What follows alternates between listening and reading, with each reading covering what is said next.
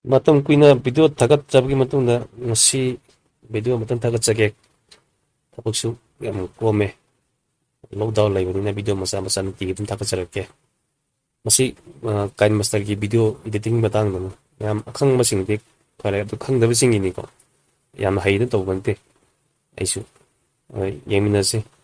mai interface smile la mani adugi any video ma ta khan bi roko sih kalau sih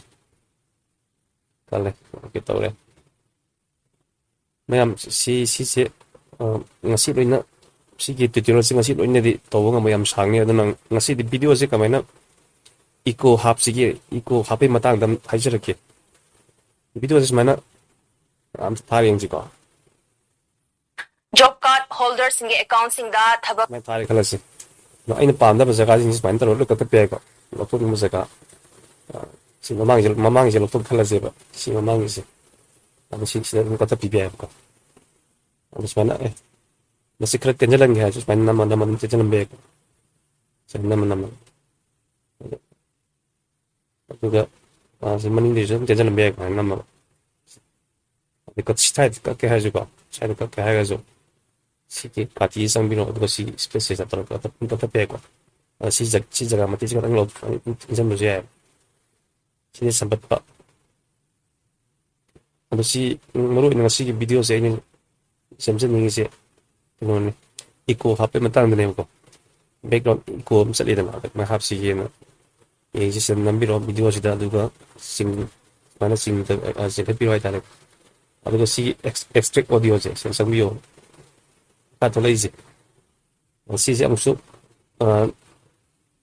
amma katuan sih betul dan biro mata pista juga tapi ke ini tu apa kok ada yang si je makai dan biro kita ni sebenarnya sana biro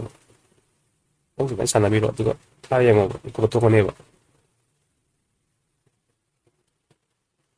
official daw wakatiyo na haina RDNR sebenarnya kita sih taman gitu kok karena kita sana be kita tahu kok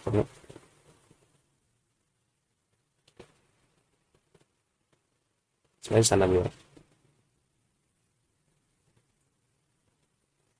official sing daw wakatiyo na haina RDNR Minister TS Bishosin ng Dongdong sansen 아트가 시기 시 딜레터 가지고 스마일만 미라니 시리다 만 딜레터 비워고 belum sana biaya mana terlekat pak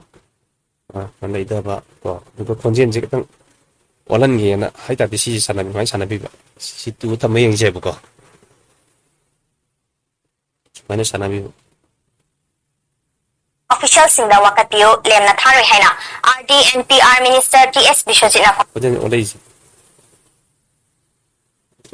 cuma saya sepanjang biaya situ later aja sepanjang laga nih pak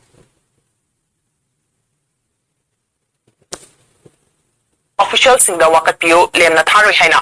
RDNPR Minister TS normalmente no miro si kita phone baka tuan repot sama tim hong ni ba bos sebenarnya miro pas di si betul miro kalau hong na ba export og gati matok station taro ko sentar export og biya ida pam de kal laga SD ko SD por it is my kal laga dum